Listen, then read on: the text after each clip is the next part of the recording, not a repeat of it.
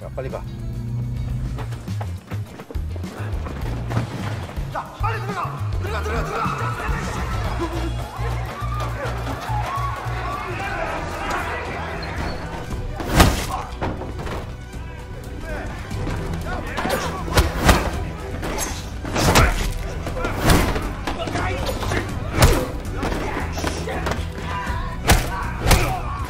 Sebelum mulai, kasih komentar dulu dong Bang Udin Editor. Saya sangat berdosa telah meniduri sebanyak 13 kali Lindawati yang sudah punya suami. Bahkan salah satu anaknya adalah hasil dari hubungan gelap dengan saya. Bang Ben. Oke deh, khusus buat Bang Ben saya balas pakai pantun aja ya. Apotek tutup gak ada obat, yang jual namanya Mbak Laras. Segeralah engkau bertaubat, jangan sampai terjadi yang ke-14. Halo warga Nobar yang pengen berubah menjadi lebih baik. Hihi, kayak apa kabarnya berataan? Sehat-sehat aja kalau? Kembali lagi bersama saya Mamang Tobi, sang pengangguran profesional yang kali ini sangat-sangat excited. Kenapa? Ya, karena kali ini saya akan membawakan film berjudul The Round Up Punishment yang dirilis pada tahun 2024. Ini kan yang kalian tunggu-tunggu. Merupakan rilisan keempat dari The Outlaws, dibintangi the one and only Mamang Donli alias Madongsok yang tentunya akan menggampar habis semua musuh-musuhnya. Dan kali ini musuh yang akan dia lawan bukanlah musuh ecek-ecek, karena sosok ini lebih berbahaya dari Jang Chen di film pertama, lebih psikopat dari Kang Hae Sang di film kedua, dan lebih brutal dari Jo Song Chol di film ketiganya. Kali ini Mamang Donli harus berhadapan dengan seorang mantan pasukan khusus yang beralih profesi menjadi tangan kanan seorang pemimpin organisasi judi online yang tentunya sangat meresahkan, di mana lawan Mamang kita kali ini sangat ahli menggunakan pisau untuk menghabisi semua orang yang menghalanginya. So, tanpa berlama-lama lagi, siapkan mata, telinga, dan anu-anuan kalian semua. Mari kita nobar dan inilah The Round Up Punishment. Berlatar di Filipina, film dimulai dengan memperlihatkan seorang pemuda bernama Sung Jae yang sedang dikejar-kejar oleh 3 gangster. Sepertinya dia baru saja disiksa dan hendak dibunuh karena membocorkan rahasia bisnis haram mereka. Untungnya, ada 2 polisi yang sedang berpatroli sehingga para gangster tidak mengejarnya lagi. Tapi dari kejauhan ada seorang pria yang keluar dari mobil sambil membawa pisau. Dan tidak disangka-sangka,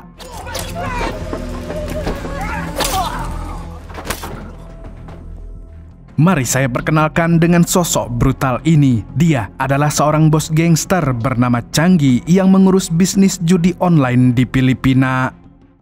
Adegan kemudian beralih ke negara Korea Selatan. Di sini kita diperlihatkan dengan aksi para polisi reserse yang sedang menggerebek para pengedar barang haram. Namun di sisi lain ada salah satu pengedar yang berusaha kabur dengan sepeda motornya. Tapi anehnya motornya tidak bisa maju walaupun sudah digas. Dan ternyata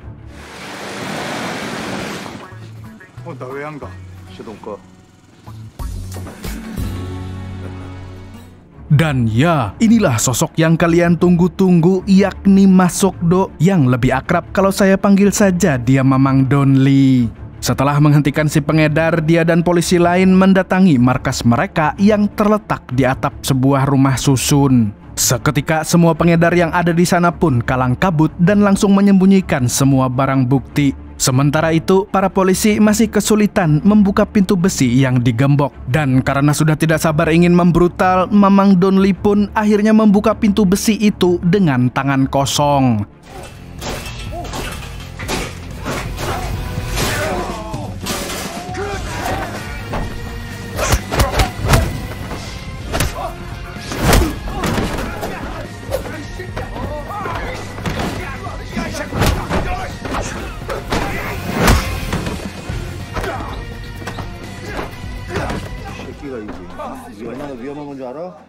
Jadi inget Mamang Donli waktu bobol berangkas di film sebelumnya nih. Setelah melumpuhkan semua pengedar, Mamang Donli mengumpulkan semua bukti yang ada. Di sana, dia juga menemukan bukti bahwa para pengedar menjual barang haram menggunakan aplikasi semacam Gojek. Dan kebetulan ada beberapa pelanggan yang akan COD-an di tempat tersebut. Alhasil Mamang Donli dan polisi lainnya bersembunyi untuk menunggu para pelanggan itu. Lalu saat mereka masuk, inilah yang terjadi.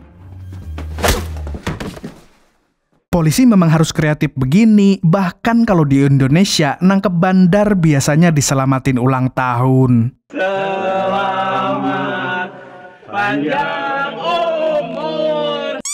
Malam harinya, Divisi Satreskrim merayakan keberhasilan misi mereka dengan makan malam bersama di sebuah kedai. Tapi sebelum makan, Mamang Donli bercerita kepada anak buahnya bahwa pemilik kedai itu adalah seorang janda yang ditinggal mati suaminya saat bertugas sebagai polisi. Oleh sebab itu, dia sering mengajak anak buahnya makan malam di sana untuk membantu keuangan si janda yang membesarkan anaknya seorang diri.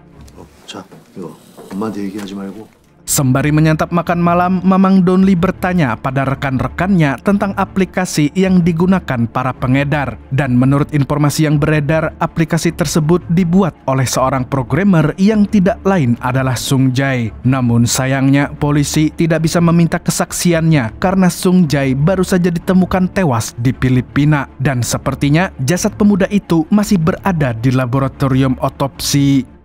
Keesokan harinya, Mamang Donli dan anak buahnya yang bernama Man Jae mengunjungi ruang otopsi untuk meminta keterangan lengkap terkait kematian Sung Jae. Di sini, dokter forensik menjelaskan bahwa yang menyebabkan Sung Jae tewas adalah tusukan pisau yang sangat dalam hingga merobek jantungnya. Selain itu, pemuda ini mengalami penurunan berat badan secara drastis, yang artinya hal ini mengindikasikan bahwa dalam beberapa waktu terakhir dia mengalami kondisi ekstrim seperti tindak kekerasan.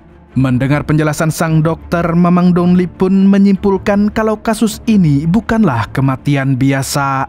Setelah keluar dari ruang otopsi, Mamang Donli dan Man Jae bertemu dengan ibunya Sung Jae di lobi rumah sakit. Wanita itu lalu memberitahu Mamang Donli bahwa anaknya tidak pernah memberi kabar satu kali pun sejak berangkat kerja ke Filipina. Dan naasnya, kabar pertama yang dia dengar justru kabar kematiannya. Kemudian si ibu juga memberitahu bahwa Sung Jae bekerja di sebuah perusahaan bernama HB Trading Company yang bergerak di bidang trading saham. Sambil menangis, Ibu Sung Jae memohon kepada Mamang Donli untuk mencari tahu penyebab kematian anaknya agar dia bisa menuntut keadilan.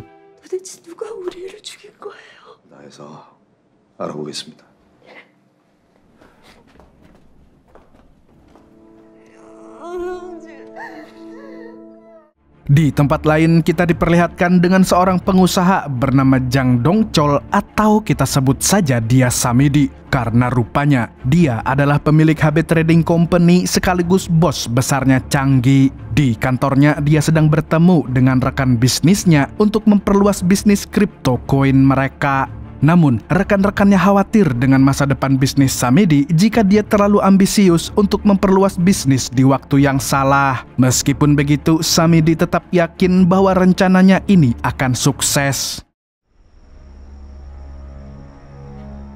Di Filipina, Samidi memiliki perusahaan judi terselubung yang memperbudak para programmer dan developer aplikasi seperti Sung Jae untuk membuat website mereka tanpa dibayar. Di sana, dia mempercayakan Changgi untuk mengurus para pekerja. Bahkan, dia menyuruhnya untuk membunuh siapapun yang membangkang seperti Sung Jae. Hari itu, salah satu anak buah Changgi memberikan laporan keuangan dari perusahaan pusat. Di sini, Changgi menyadari bahwa gajinya tidak pernah naik walaupun dia selalu berusaha keras, terutama dalam mendatangkan member baru di situs judi milik Samidi.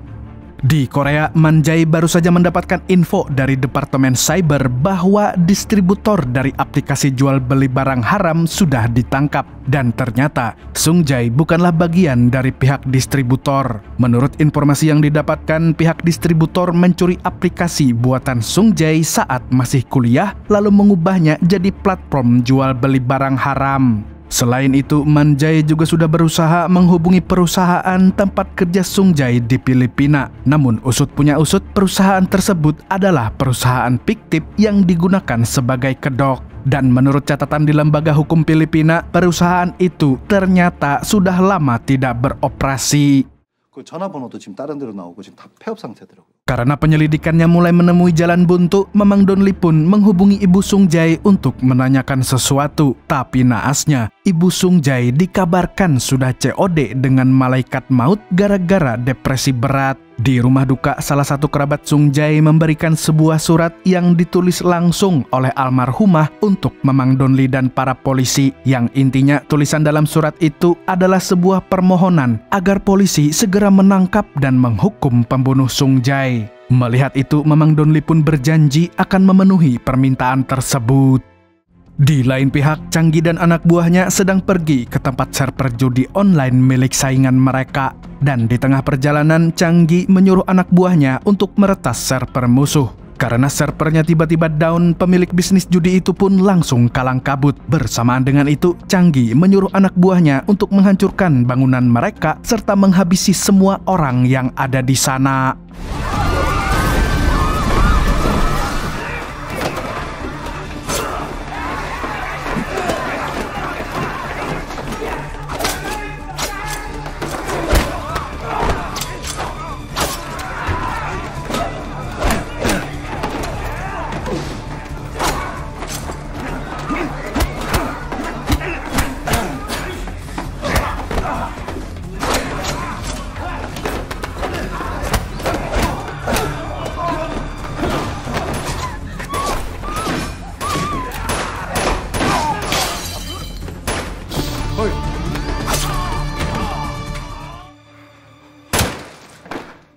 Setelah membantai semua orang, Changgi dan anak buahnya mengambil semua hard drive dari ruang server mereka. Kemudian Changgi menghubungi Samidi untuk melaporkan hasil pekerjaannya. Dari hard drive dan hasil peretasan, dia berhasil mencuri 300.000 data member milik kompetitor. Mirip Kominfo nih, datanya berhasil dicuri. Samidi lalu mengatakan bahwa jika Changgi bisa mendapatkan 100.000 member lagi, maka upahnya akan dinaikkan sebesar 10%. Dan tanpa pikir panjang, Changgi pun langsung menyetujui tawaran tersebut. 내가 너 지분 10% 올려줄게. 이번엔 약속 지키십시오. Di waktu yang sama, Mamang Donli dan anak buahnya mendatangi departemen cyber untuk mencari petunjuk lain terkait aplikasi barang haram. Di tempat itu, mereka mendapatkan informasi dari salah seorang ahli cybercrime bernama Jisoo. Yang intinya, Sung Jae pernah membuat sebuah website judi online saat pertama kali bekerja di Filipina. Tapi saat Jisoo hendak mengaksesnya, website itu tiba-tiba menghapus semua data yang ada di sana. Alhasil, Jisoo pun kesulitan untuk menyelidikinya lebih lanjut. Sepulangnya dari departemen cyber, Mamang Donli menemui atasannya yang bernama Taisu, lalu membujuknya untuk segera membentuk satgas anti judi online supaya kasus ini bisa diselesaikan dengan lebih cepat. Loh, kayak di negara Konoha nih. 나 이 새끼들 잡아야 돼. 야, 석두야, 이런 사건은 우리가 할 수 있는 게 아니야. 사이버 애들 2명만 붙여가지고 전담팀 만듭시다. 야, 뭐? Meskipun awalnya tidak setuju, namun Taisu akhirnya menuruti kemauan Mamang Donli karena takut ditempeleng. Di satgas ini, anggotanya terdiri dari divisi kriminal dan tenaga ahli dari departemen cyber, termasuk Jisoo dan rekannya yang bernama Namsu. Untung anggotanya cuma 2, karena kalau ada 1 orang lagi, pasti namanya Jisamsu. Dan tanpa membuang waktu, mereka pun langsung menyusun rencana pengusutan kasus judi online serta misteri kematian Sung Jae. Tidak lama kemudian, Namsu berhasil menemukan sebuah website bernama Emperor Casino yang dicurigai ada hubungannya dengan tempat bekerja Sung Jae. Dan untuk menyelidiki lebih lanjut, Man Jae pun mencoba masuk ke websitenya. Tapi ternyata dia harus mendapatkan persetujuan dari adminnya dengan cara melakukan deposit terlebih dahulu. Lah, disuruh depo. Karena butuh uang yang cukup banyak, Mamang Donli punya cara yang lebih efektif tanpa perlu meminta kepada atasan. Dia lantas mengajak Taisu untuk menemui kenalannya di sebuah klub malam. Namun, Jisoo meminta izin untuk ikut bersama Mamang Donli karena selama bekerja di kantor polisi, dia tidak pernah menjalankan tugas lapangan. Sesampainya di tempat tujuan, mereka justru dihadang oleh para gangster dan seketika Mamang Donli pun mengeluarkan tinjuan mautnya untuk menghajar mereka semua.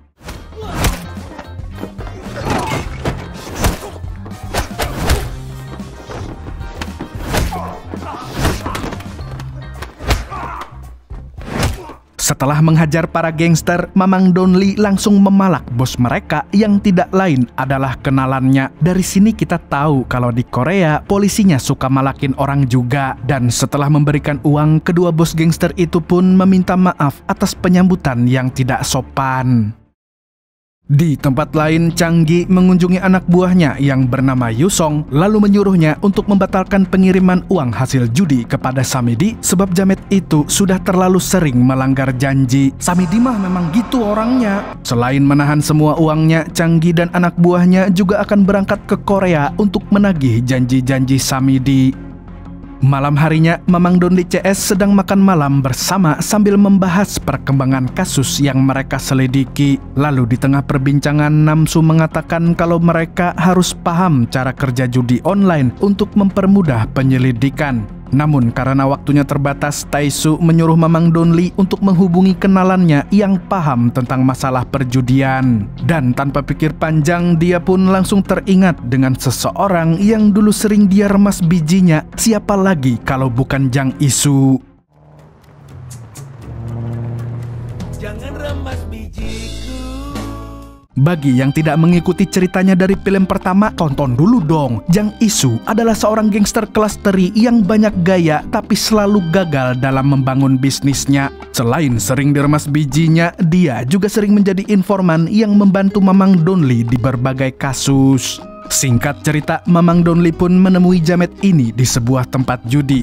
Rupanya, setelah gagal membangun bisnis judi online, kini Jang Isu mencoba peruntungannya di bisnis judi arcade. Tanpa banyak basa-basi, Mamang Donli pun memaksanya untuk ikut ke kantor polisi. Tapi karena Jang Isu menolak, dia pun mengancam akan merusak mobil Ferrari yang disewanya. Sontak, jamet itu pun tidak bisa berkutik dan mau tidak mau harus ikut dengannya. 저번에도 죽다 살아났구만. 뭐 남는 게 따라와. Di kantor polisi, Jang Isu menjelaskan bahwa sebagian pengusaha judi online sering menculik programmer yang handal, lalu memaksanya untuk membuat website judi tanpa dibayar sepeser pun. Dengan begitu, mereka tidak perlu repot-repot mengeluarkan modal. Kemudian dia juga menjelaskan tentang website Emperor Casino yang pernah menjadi inspirasinya untuk membangun bisnis judi online. Karena menurut informasi yang dia dapat, penghasilan mereka bisa mencapai $200.000 dalam sehari atau setara dengan 3 miliar rupiah. Parahnya lagi, pemilik Emperor Casino telah memonopoli bisnis ini dan seringkali menyewa tentara bayaran atau gangster untuk menghancurkan gudang server milik pesaingnya. Bahkan, Jang Isu pun pernah menjadi korban kelicikan mereka. 어떻게 합니까? 알면 형사를 어떻게 잡았나 몰라. 어디냐고. Setelah semuanya jelas, Mamang Donli pun menyuruh Jang Isu dan Jisoo untuk menyelidiki salah satu tempat judi yang berhubungan dengan Emperor Casino. Dan agar tidak dicurigai, mereka berdua memutuskan untuk menyamar jadi sepasang kekasih, walaupun Jisoo merasa sangat jijik. Tidak hanya itu, mereka juga akan ikut berjudi seperti pengunjung lainnya. Di tengah permainan, Jang Isu pura-pura frustasi karena kalah taruhan untuk memancing para sales judi online di tempat tersebut. Dan tidak lama kemudian ada seorang sales yang menawarinya untuk bergabung jadi member di Emperor Casino. Sontak, Jang Isu pun berusaha menggali informasi secara lebih dalam. Namun karena kecerobohannya, dia malah keceplosan hingga membuat sales itu curiga dan langsung melarikan diri.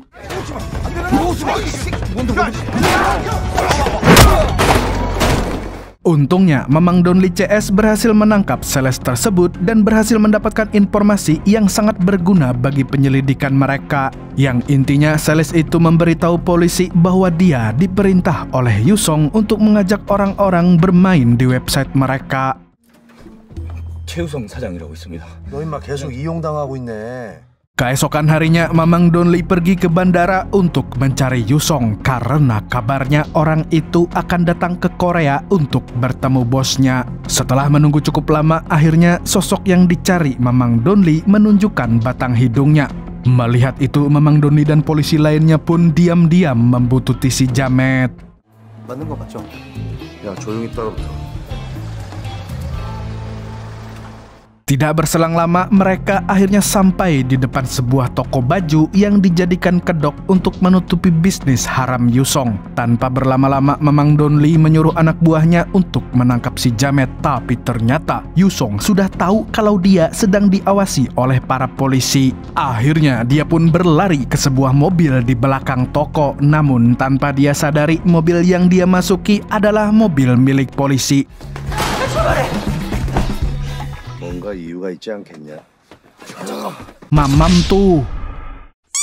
Di sisi lain, Changgi dan anak buahnya telah sampai di Korea. Kemudian, mereka mengunjungi villa pribadi milik Samidi untuk menagih janji busuknya. Akan tetapi, Samidi lagi-lagi mengelak dan tidak mau menaikkan gaji Changgi. Kali ini, dia beralasan sedang fokus memperluas bisnis kriptonya sehingga perlu modal yang sangat besar. Namun, dia berjanji akan memberikan bonus yang banyak jika Changgi dan anak buahnya mau membantunya dalam bisnis tersebut.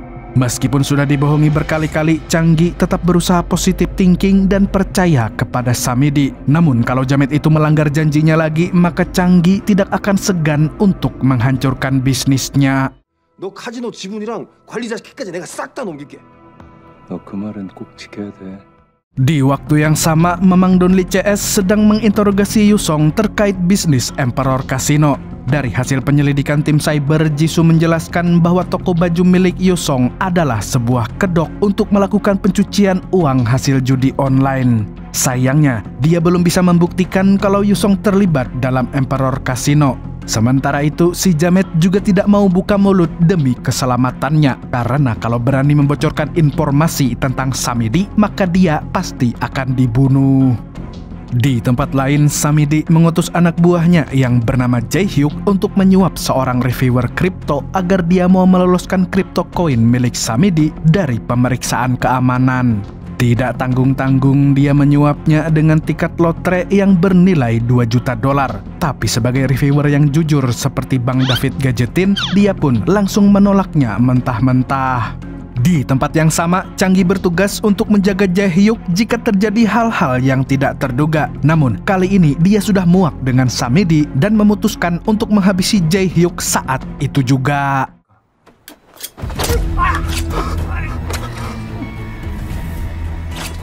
Dengan terbunuhnya Jae-hyuk, maka rencana Samidi pun jadi berantakan. Setelah menghabisinya, dia memberikan tiket lotre tadi kepada tukang reviewer kripto. Dan kali ini, dia terpaksa menerimanya karena takut dibunuh oleh Changgi. Kemudian Changgi menghubungi Samidi lalu mengatakan kalau dia telah menghabisi Jae-hyuk dan rencananya dia akan membuang mayatnya di tempat Samidi agar polisi menuduhnya sebagai pembunuh. Meskipun diancam, tapi Samidi tetap kelihatan tenang. Rupanya, dia akan memanfaatkan Yusong yang baru saja ditangkap polisi untuk menjebak Changgi dan anak buahnya. Intinya, dia telah mengirim pengacara yang akan membujuk Yusong untuk melaporkan Changgi sebagai pemilik Emperor Casino. Dengan begitu, dia akan lolos dari tuduhan sedangkan Changgi akan dijebloskan ke penjara. Mendengar ancaman itu, Changgi dan anak buahnya pun langsung menuju kantor polisi untuk mengeluarkan Yusong. Dan sesampainya di sana, Changgi mengalihkan perhatian para polisi dengan cara memesan puluhan makanan lewat berbagai aplikasi ojek online. Alhasil, kantor polisi pun kalang kabut karena dipenuhi oleh abang-abang Gojek dan Shopee Food. Selagi polisi sibuk menertibkan mereka, Changgi pun masuk ke ruangan interogasi dan langsung menghabisi Yusong. Sayangnya, polisi datang saat Yusong sudah tidak bernyawa. Sementara itu, Samidi sedang berada di lokasi pembunuhan Jae-hyuk. Agar tidak terseret ke dalam kasus ini, dia pun menyuruh anak buahnya yang bernama Kwon tapi tidak pakai tol untuk memindahkan jasad Jae-hyuk ke tempat Yusong. Dengan begitu, polisi akan berasumsi bahwa Changgi, Yusong, dan Jae-hyuk saling membunuh demi uang. Keesokan harinya, petugas bea cukai menemukan jasad Jae-hyuk di dalam kontainer milik perusahaan Yusong. Setelah itu, dia dipindahkan ke ruang otopsi untuk diselidiki sebab kematiannya. Menurut dokter forensik, luka tusukan di tubuh Jae-hyuk sangat mirip dengan luka milik Sung Jae dan juga Yusong, yang artinya mereka dibunuh oleh orang yang sama. Dan kemungkinan besar semua ini berkaitan dengan kasus judi online yang sedang diselidiki polisi.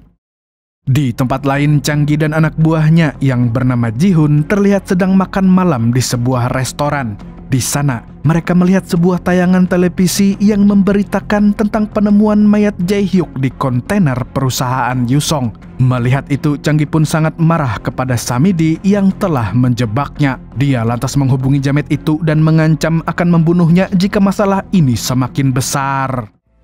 뉴스 봤다. 아, 그거? 내가 알아볼게.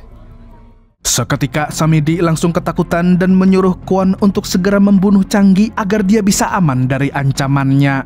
Malam harinya, Mamang Donli dan Manjai pergi ke acara yang diadakan oleh perusahaan Samidi untuk meminta keterangan dari rekan-rekan kerjanya. Tapi secara tidak sengaja mereka berdua berada di dalam satu lift yang sama dengan Changgi dan anak buahnya. Di sini mereka pun saling mencurigai satu sama lain. Hingga akhirnya Changgi CS memancing Mamang Donli dan Manjai keluar dari lift. Mereka lalu berpencar untuk membingungkan kedua polisi tersebut. Dan saat Mamang Donli masuk ke dalam toilet, dia langsung diserang oleh Ji-hun yang mengingatkan kita dengan pertarungan epik melawan Jang Chen di film pertama.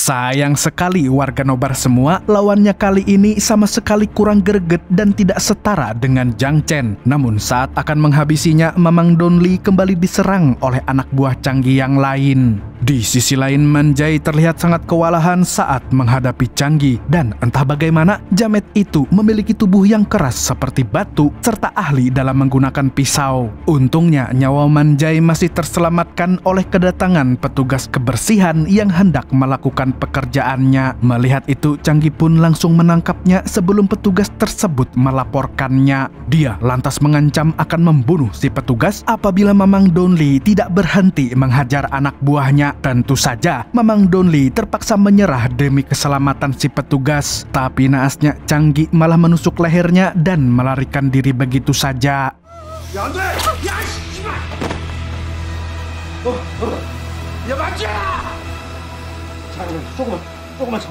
Kemudian, polisi menginterogasi salah satu anak buah Changgi yang tertangkap di toilet tersebut. Namun karena dia bersikap songong dan tidak mau buka mulut, Mamang Donli pun mengambil sebuah helm dan...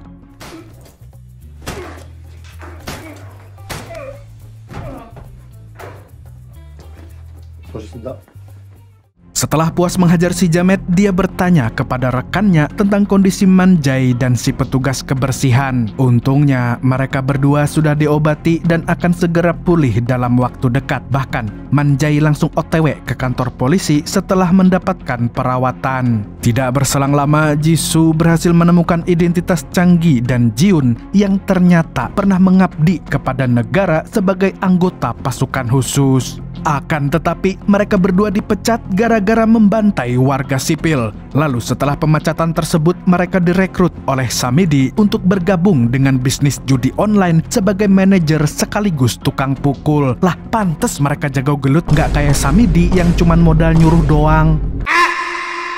Dan tidak lama kemudian, Tae-soo dan Mamang Donli dipanggil oleh Kapolda Seoul yang mendesak mereka berdua untuk segera menyelesaikan kasus judi online. Dan kalau mereka tidak bisa menuntaskannya dalam waktu 24 jam, maka kasusnya akan dilimpahkan ke departemen lain. 그렇게 하면 안 되죠. 제가 꼭 마무리하겠습니다. 나가 마무리 나가. 아니 왜 이렇게 변해? Malam harinya, dia mengunjungi kedai langganannya untuk menenangkan diri karena emosinya banyak terkuras saat menjalankan misi yang sangat sulit itu. Di sana, dia kembali membaca surat wasiat dari Ibu Sung-jae yang sampai saat ini belum bisa dia penuhi. Di saat Mamang Donli sedang melamun, tiba-tiba Tae-soo dan anggotanya ikut makan di meja yang sama. Menurutnya, polisi harus lebih kompak agar bisa menangkap para bedebah seperti Samidi dan Changgi. Di perjalanan pulang, mereka melihat sekelompok gangster yang sedang memukuli para pemilik toko. Melihat itu, Mamang Donli yang sedang emosional pun langsung membrutal sejadi-jadinya.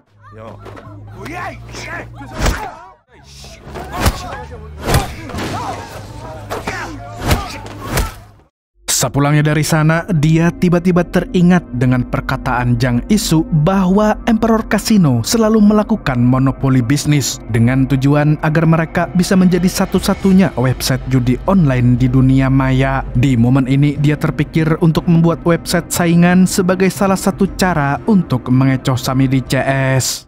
Di tempat lain, Samidi sedang berada di villa pribadinya untuk menghindari serangan segala ancaman. Di tempat itu, dia menyuruh Kwon untuk segera menangkap Changgi ke hadapannya karena jika dibiarkan begitu saja, Changgi bisa merugikan perusahaannya. Singkat cerita, Kwon dan anak buahnya pun sampai di tempat persembunyiannya dan tanpa pikir panjang, dia langsung mengerahkan pasukannya untuk menghabisi Changgi dan Ji-hoon.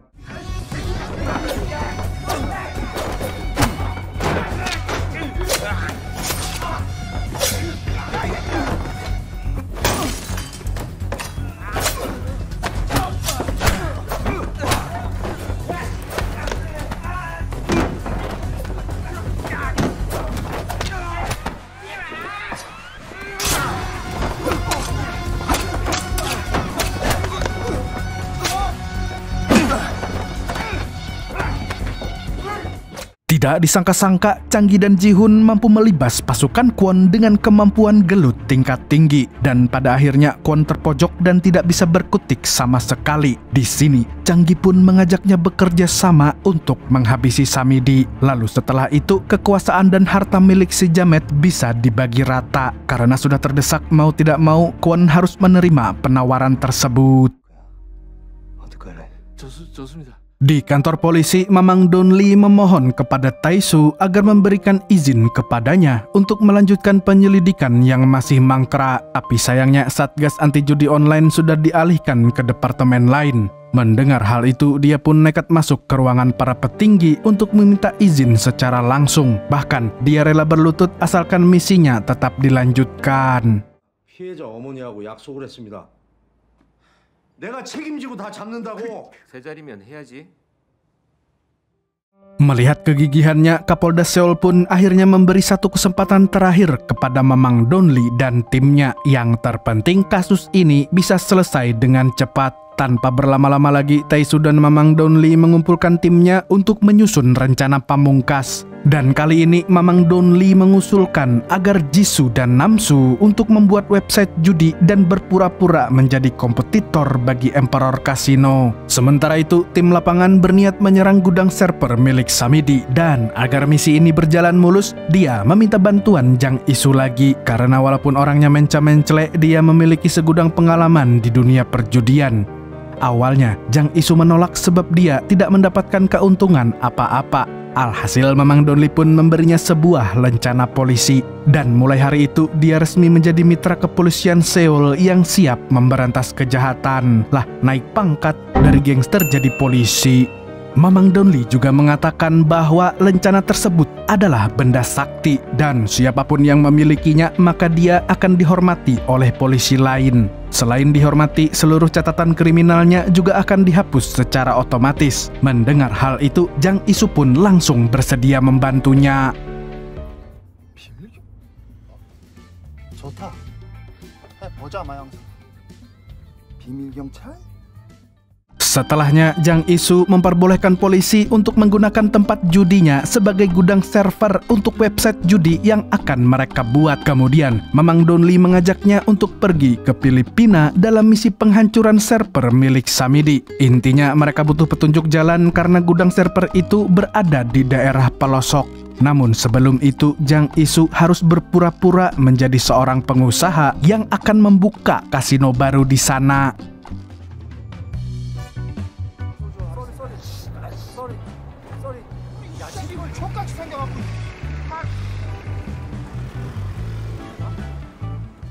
Sesampainya di sana, Jang Isu langsung mengunjungi sebuah gudang yang tidak terpakai, lalu mengubahnya menjadi sebuah kasino abal-abal. Di sisi lain, Mamang Donli dan Tae-su mengawasi pekerjaan Jang Isu dari kantor kepolisian Seoul.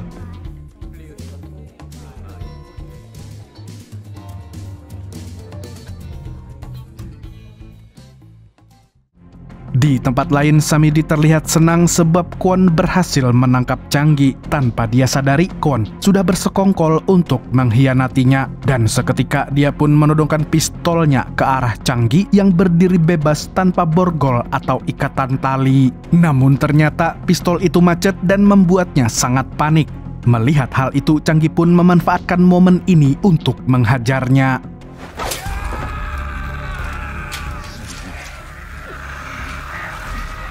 뭐 없어도 돼.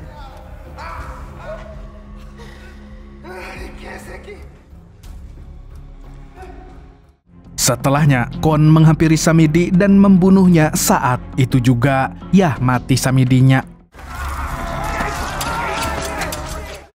Ketika Changgi hendak beristirahat, Ji-hun memberitahunya bahwa ada sebuah website judi baru yang bisa menjadi ancaman bagi Emperor Casino. Oleh karenanya, dia menyuruh semua pegawainya di Filipina untuk meretas serta menghancurkan gudang server milik website baru tersebut. Di sisi lain, para polisi bersiap untuk menghadapi anak buah Changgi dengan bantuan dari kepolisian Filipina. Dan pada akhirnya mereka pun berhasil menangkap semua antek-antek Changgi.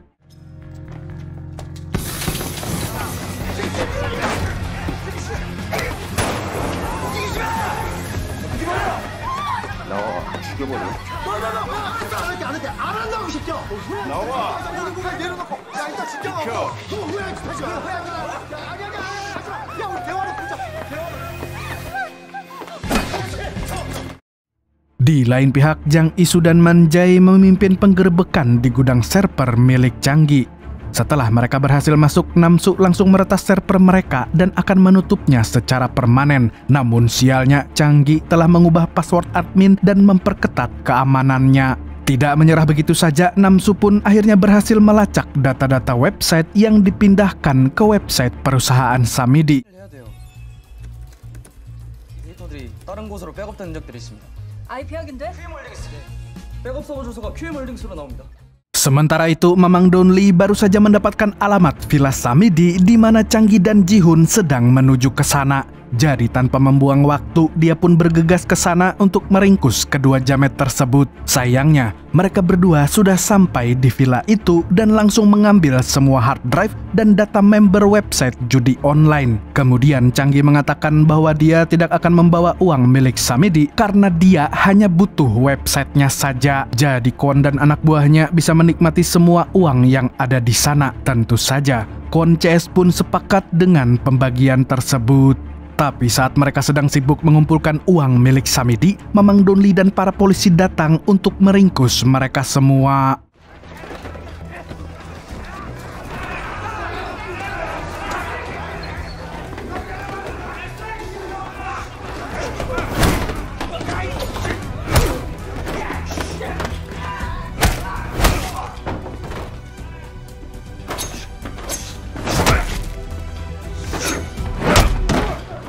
Setelah melumpuhkan Kwon, dia mendapatkan informasi kalau Changgi dan Ji-hun sedang menuju ke bandara. Sontak, Mamang Donli pun tidak akan membiarkan mereka pergi sebelum merasakan gamparan mautnya.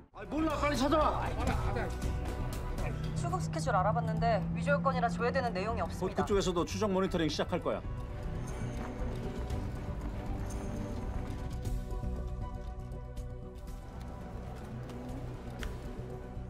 Setibanya di bandara, dia langsung masuk ke dalam pesawat dan meminta semua penumpang untuk keluar. Dan seperti biasa, Mamang Donli lebih suka pertarungan di ruang sempit seperti ini karena terasa lebih greget dan beradrenalin.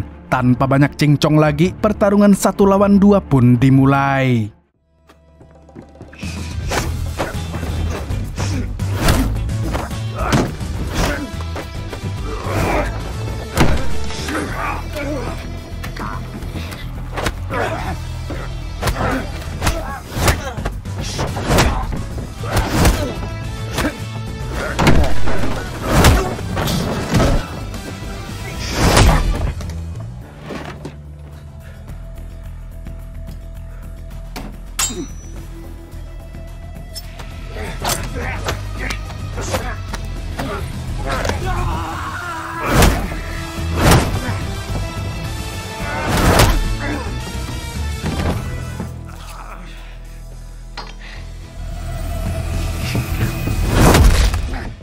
Meskipun Changi lebih kuat dari musuh-musuh yang pernah dia lawan, tapi Mamang Donli, sang jagoan kita semua, tetap berhasil mengalahkannya dengan sangat telak. Tidak berselang lama, pihak maskapai meminta pertanggungjawaban kepada Taisu. Melihat itu, Mamang Donli pun diam-diam pergi agar tidak berurusan dengan maskapai tersebut.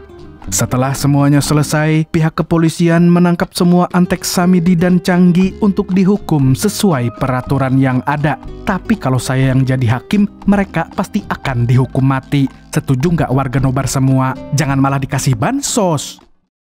Keesokan harinya, dia dan tim mengunjungi makam Ibu Sungjai untuk memberi penghormatan. Selain itu, Mamang Donli juga ingin menyampaikan bahwa dia dan timnya telah berhasil menangkap pembunuh putranya. Dan mulai dari sekarang, dia akan terus mendoakan agar Sungjai dan ibunya bisa istirahat dengan damai. Di akhir film, Jang Isu menghubungi Mamang Donli dan mengatakan kalau dirinya baru saja ditangkap polisi. Padahal dia sudah menunjukkan lencana pemberiannya. Mendengar hal itu, tentu saja Mamang Donli pun hanya bisa tertawa sebab lencana itu hanyalah lencana FDA. Itu kalau di Indonesia FDA itu sama dengan BPOM. Lah, mana bisa lencana BPOM dipakai buat ngehindarin tilangan polisi? Cuman duit yang bisa mendamaikan. Dan film pun tamat dengan happy ending. Dari film ini kita belajar bahwa kemenangan bermain judi online hanyalah fana karena semuanya sudah menjadi settingan bandar semata. Jadi buat kamu yang sampai saat ini masih kecanduan judi online, segeralah berhenti sebelum kamu kehilangan semuanya. Daripada tenaga dan uangmu dihabisin buat hal negatif, mendingan digunakan untuk hal positif seperti badminton, futsal, atau mancing keliling. Dan dari film ini kita juga belajar kalau ada nomor yang tidak kita kenali menghubungi kita, sudah pasti itu adalah penipuan. Hal tersebut bisa terjadi karena ada pihak-pihak yang tidak kompeten yang telah gagal menjaga data kita. Sebut saja mereka komin. Segitu dulu untuk hari ini. Saya Tobi mewakili orang-orang yang pernah ketipu dengan SMS Mama Minta Pulsa, mengucapkan sampai jumpa di video selanjutnya dan kamsia. Assalamualaikum warahmatullahi wabarakatuh. Mang, series kemarin bagus tuh. Garap series lagi dong. Iya mas, kayaknya enaknya kalau kita bikin segmen khusus series. Gimana ya? Apa ya namanya ya? Gimana kalau kami series? Masuk nggak Mang? Nah, boleh tuh. Nanti kalau Jumat bisa Jumat psikopat, Sabtu abu, Senin adrenalin, Selasa kisah nyata. Lah, hari Rabunya Mang? Ya nggak upload lah, mau pada mabar sekos. Tapi lihat nanti aja lah gimana warga Nobar aja maunya gimana. Nah bener tuh Mang, daripada mereka cuma komen hadir-hadir tok. Hadir bang, komen kayak apa? Yang kreatif lah komennya. Ya, mas utang udut dulu lah. Yaudah ini Mang.